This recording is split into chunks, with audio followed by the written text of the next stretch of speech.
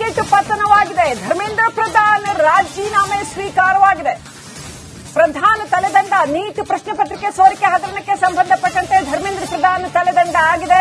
ಧರ್ಮೇಂದ್ರ ಪ್ರಧಾನ್ಗೆ ಇದೀಗ gate pass ಕೊಡಲಾಗಿದೆ. ಕೇಂದ್ರ ಶಿಕ್ಷಣ ಸಚಿವ ಧರ್ಮೇಂದ್ರ ಪ್ರಧಾನ್ ರಾಜೀನಾಮೆ ಸಲ್ಲಿಕೆ ಮಾಡಿದ್ದಾರೆ. ವಿದ್ಯಾರ್ಥಿಗಳ ಸಂಗ್ರಾಮದ ಬೆನ್ನಲ್ಲೇ ಈ ರಾಜೀನಾಮೆ ಸಲ್ಲಿಕೆಯಾಗಿದೆ. ಎನ್ಡಿಎ ಆಡಳಿತಾವಧಿಯ ಮೊದಲ ತಲೆದಂಡ. ಒಟ್ಟು ಈ ಎರಡು ಆಡಳಿತಾವಧಿಯಲ್ಲಿ ಆಗಿರ್ತಕ್ಕಂತಹ ಮೊದಲ ತಲೆದಂಡ ಅಂತ ಹೇಳಲಾಗ್ತಾ ಇದೆ. ಧರ್ಮೇಂದ್ರ ಪ್ರಧಾನ್ ರಾಜೀನಾಮೆ ಅಂದ್ರೆ ಈ ರೀತಿಯಾಗಿ ಆಗಿರ್ತಕ್ಕಂಥದ್ದು. ಇನ್ನಷ್ಟು ಅಪ್ಡೇಟ್ ಆಫ್ ಪಡ್ಕೊಳ್ಳೋಣ. ನನ್ನ ಸಹೋದ್ಯೋಗಿ ಸ್ಮಿತಾ ರಂಗನಾಥ್ ಲೈವ್ ಕನೆಕ್ಟ್ ಇದ್ದಾರೆ. Smita, big update. ಧರ್ಮೇಂದ್ರ ಪ್ರಧಾನ್ ರಾಜೀನಾಮೆ, ಸಾಕಷ್ಟು ಮಾಹಿತಿ ಬರ್ತಾನೆ ಇರುತ್ತೆ. ಏನೆಲ್ಲ ಅಪ್ಡೇಟ್ ಇದೆ? ನಿಜ, ರಾಜೀನಾಮೆ ಒಂದೇ ಪರಿಹಾರ ಅನ್ನೋ ಪ್ರಶ್ನೆ ಪದೇ ಪದೇ ಆಡಳಿತಾರೂಢ ಬಿಜೆಪಿ ಹಾಗೆ ಎನ್ಡಿಎ ಸರ್ಕಾರದ ಕಡೆಯಿಂದ ಬರ್ತಾ ಇತ್ತು. ನಾವು ಸಾಕಷ್ಟು ಸುಧಾರಣೆಯನ್ನ ತರೋ ಪ್ರಯತ್ನ ಮಾಡ್ತಾ ಇದ್ದೀವಿ. ನೀಟ್ ಪ್ರಶ್ನೆ ಪತ್ರಿಕೆ ಸೋರಿಕೆಯನ್ನ ಕೇಂದ್ರ ಸರ್ಕಾರ ಅತ್ಯಂತ ಗಂಭೀರವಾಗಿ ಪರಿಗಣಿಸಿದೆ ಅಂತ ಹೇಳಿ ಖುದ್ದು ಪ್ರಧಾನಿ ನರೇಂದ್ರ ಮೋದಿ ಅವರೇನೆ ಎರಡೆರಡು ಸೆಲ್ಫಿ ವಿಡಿಯೋಗಳನ್ನ ಬಿಟ್ಟು ಕನ್ವಿನ್ಸ್ ಮಾಡೋ ಪ್ರಯತ್ನವನ್ನ ಮಾಡಿದ್ರು. ಈ ಕನ್ವಿನ್ಸಿಂಗ್ ಪ್ರಯತ್ನವನ್ನ ಗಮನಿಸಿದ್ರೆ ಬಹುತೇಕ ರಾಜೀನಾಮೆಯನ್ನ ಪಡೆಯಲಾರರು. ಯಾಕಂದ್ರೆ ಧರ್ಮೇಂದ್ರ ಪ್ರಧಾನ್ ಅವರು ಕೇವಲ ಶಿಕ್ಷಣ ಸಚಿವರು ಮಾತ್ರವಲ್ಲ, ಬಿಜೆಪಿ ಪಕ್ಷಕ್ಕೆ, ಅದರಲ್ಲೂ ಒಡಿಶಾ ರಾಜ್ಯದಂತಹ ರಾಜ್ಯದಲ್ಲಿ ಬಿಜೆಪಿಯ ಸಂಘಟನೆಗೆ ಹಾಗೆ ಅಲ್ಲಿನ ಗೆಲುವಿಗೆ ಇದೆಲ್ಲವನ್ನ ಗಮನಿಸಿದ್ರೆ, ಹಾಗೆ ಪ್ರಧಾನಿ ನರೇಂದ್ರ ಮೋದಿ ಅವರ ನಿಕಟವರ್ತಿಗಳು ಅಂತ ಗಮನಿಸಿದ್ರೆ ಇದೆಲ್ಲ ಆಯಾಮದಲ್ಲೂ ಕೂಡ ಧರ್ಮೇಂದ್ರ ಪ್ರಧಾನ್ ಅವರು ಬಹಳಷ್ಟು ಮಹತ್ವವಾದ ಪಾತ್ರವನ್ನ ನಿರ್ವಹಿಸುವವರು. ಅಂತವರ ರಾಜೀನಾಮೆಯನ್ನ ಪಡೆದ್ರೆ ಎನ್ಡಿಎ ಸರ್ಕಾರಕ್ಕೆ ದೊಡ್ಡ ಹಿನ್ನಡೆಯಾಗುತ್ತೆ ಅನ್ನೋದು ಕೂಡ ಪೊಲಿಟಿಕಲಿ ಚರ್ಚೆಗೆ ಒಳಪಟ್ಟ ವಿಚಾರ ಆಗಿತ್ತು. ಆದ್ರೆ ಇವತ್ತು ಮಹತ್ವದ ನಿರ್ಧಾರವನ್ನ ಕೇಂದ್ರ ಸರ್ಕಾರ ಕೈಗೊಂಡಿರೋದು. ಧರ್ಮೇಂದ್ರ ಪ್ರಧಾನ್ ಅವರು ಪ್ರಧಾನಿ ನರೇಂದ್ರ ಮೋದಿ ಅವರಿಗೆ ರಾಜೀನಾಮೆಯನ್ನ ಸಲ್ಲಿಕೆ ಮಾಡಿದ್ದಾರೆ. ಅದನ್ನ ಪ್ರಧಾನಿ ನರೇಂದ್ರ ಮೋದಿ ಅವರು ಅಂಗೀಕರಿಸಿದ್ದಾರೆ ಕೂಡ. ಸೊ ವಾಟ್ ನೆಕ್ಸ್ಟ್ ಅನ್ನೋ ಪ್ರಶ್ನೆ ಉಳಿದಿದೆ. ಸಿಜೆಪಿ ಅಲ್ಲಿಗೆ ತನ್ನ ಪ್ರತಿಭಟನೆಯನ್ನ ಕೈಬಿಡುತ್ತಾ? ಯಾಕಂದ್ರೆ ಪ್ರತಿಭಟನೆ ಪ್ರಾರಂಭ ಆದ ದಿನದಿಂದಲೂ ಕೂಡ ಈ ದಿನದವರೆಗೂ ಇದ್ದ ಮೊದಲ ಡಿಮ್ಯಾಂಡೇ ಅದು. ಶಿಕ್ಷಣ ಸಚಿವರಾದ ಧರ್ಮೇಂದ್ರ ಪ್ರಧಾನ್ ಅವರ ರಾಜೀನಾಮೆ ಪಡಿಬೇಕು, ಅದಾದ ನಂತರದಲ್ಲಿ ಇತ್ಯಾದಿ ಅಂತ. ಇನ್ಫ್ಯಾಕ್ಟ್ ಮಾನ್ಸೂನ್ ಸೆಷನ್, ಮುಂಗಾರು ಅಧಿವೇಶನ ಪ್ರಾರಂಭವಾಗಿ 4 ದಿನಗಳಾಗೋಯ್ತು.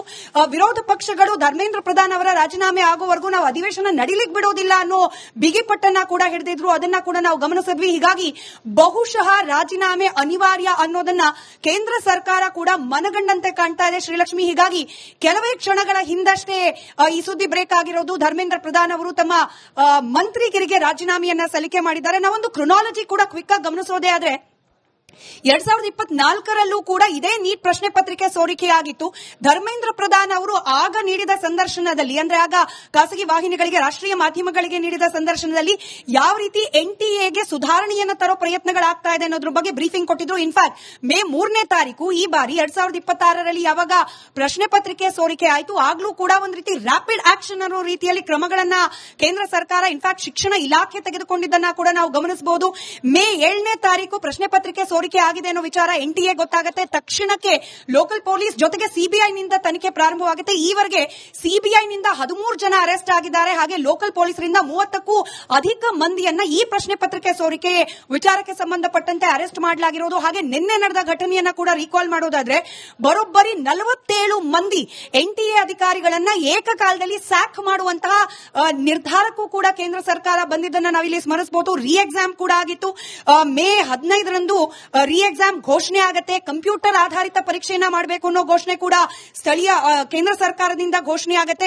ಹಾಗೆ ಜೂನ್ 21ರಂದು ನಾವು ಗಮನಿಸಿದ್ವಿ, ಇಡೀ ದೇಶದಲ್ಲಿ ಹಿಂದೆಂದೂ ಆಗಿರದ ರೀತಿಯಲ್ಲಿ ಬಿಗಿ ಭದ್ರತೆಯ ಜೊತೆಗೆ ಆರ್ಮ್ ಫೋರ್ಸಸ್ ಹಾಗೆ ಏರ್ ಫೋರ್ಸಸ್ ಅನ್ನ ಕೂಡ ಬಳಕೆ ಮಾಡಿಕೊಂಡು ರೀ ಎಕ್ಸಾಮ್ ಅನ್ನ ಅತ್ಯಂತ ಯಶಸ್ವಿಯಾಗಿ ಮಾಡಿದ್ದನ್ನ ನಾವು ಗಮನಿಸಿದ್ವಿ. 20 ಲಕ್ಷಕ್ಕೂ ಅಧಿಕ ವಿದ್ಯಾರ್ಥಿಗಳು ಇಡೀ ದೇಶದಾದ್ಯಂತ ಈ ಪರೀಕ್ಷೆಯಲ್ಲಿ ಪಾಲ್ಗೊಂಡಿದ್ರು.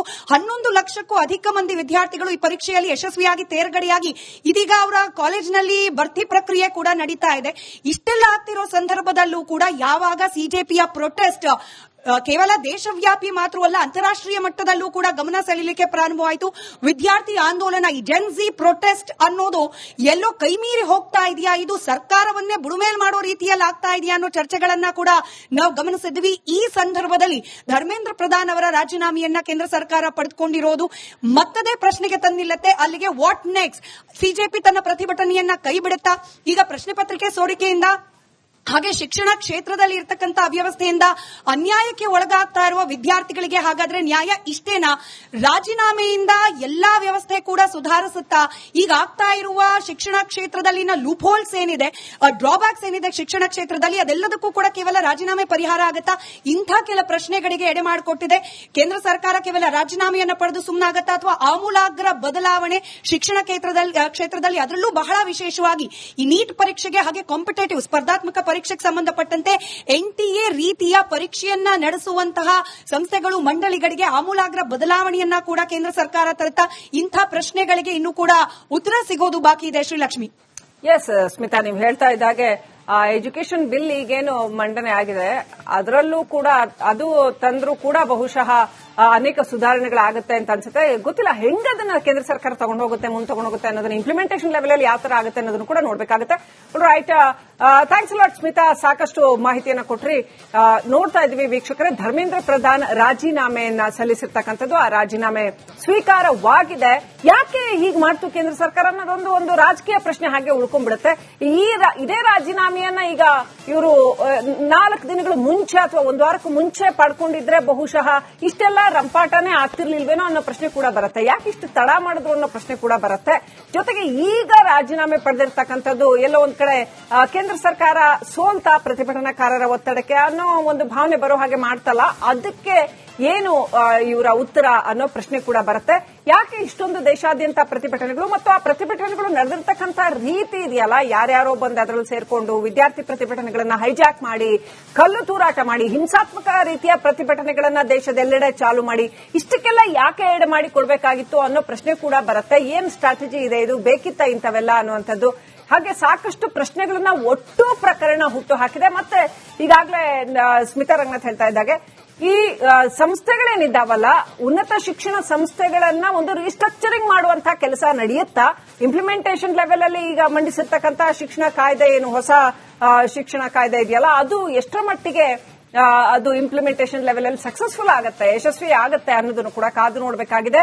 ಈ ಪೇಪರ್ ಲೀಕ್ ಆಗದ ಹಾಗೆ, ಶಿಕ್ಷಣ ವ್ಯವಸ್ಥೆಯಲ್ಲಿ ಈ ರೀತಿಯ ಲೂಪ್ ಹೋಲ್ಗಳು ಇರದ ಹಾಗೆ ಯಾವ ರೀತಿಯಲ್ಲಿ ಬಿಗಿ ಕ್ರಮಗಳನ್ನ ಕೈಗೊಳ್ಳಲಾಗುತ್ತೆ, ಮುಂದೆ ಈ ಸ್ಥಾನಕ್ಕೆ ಯಾರು ಬರ್ತಾರೆ, ಮತ್ತೆ ನೀಟ್ನಂತಹ ಅಕ್ರಮಗಳು ಆಗದ ಹಾಗೆ ಹೇಗೆ ನೋಡ್ಕೊಳ್ಳುತ್ತೆ, ಅದರ ಭರವಸೆ ಏನು, ಈಗಾಗಲೇ ಏನು ವಿದ್ಯಾರ್ಥಿಗಳಿಗೆ ಅನ್ಯಾಯ ಆಗಿದೆಯಲ್ಲ ಅದಕ್ಕೆ ಹೆಂಗೆ ಕಾಂಪನ್ಸೇಟ್ ಮಾಡ್ತಾರೆ, ಹೀಗೆ ಸಾಕಷ್ಟು ಪ್ರಶ್ನೆಗಳು ಇನ್ನೂ ಕೂಡ ಉಳಿದಿದೆ. ಜೊತೆಗೆ ಈ ಪ್ರತಿಭಟನಾಕಾರರು ಪ್ರತಿಭಟನೆಯನ್ನ ಈ ಕ್ಷಣ ಸ್ಟಾಪ್ ಮಾಡ್ತಾರಾ? ಒಂದು ವೇಳೆ ಸ್ಟಾಪ್ ಮಾಡಿದ್ರೆ ಇವ್ರ ಬಗ್ಗೆ ಕೂಡ ಸಾಕಷ್ಟು ಪ್ರಶ್ನೆಗಳಿದ್ದಾವೆ. ಸ್ಟಾಪ್ ಮಾಡಿದ್ರೆ ಈ ಕಲ್ಲು ಹೊಡಿತಿದ್ರಲ್ಲ, ಇವರೆಲ್ಲ ಯಾರು? ಹಂಗಿದ್ರೆ ಭಾರತ್ ತೇರೆ ತುಕಡೆ ಹೋಂಗೆ ಕೈಂಡ್ ಆಫ್ ಜನಗಳು ಒಂದಷ್ಟು ಇದ್ರಲ್ಲ, ಅವರೆಲ್ಲ ಯಾರು?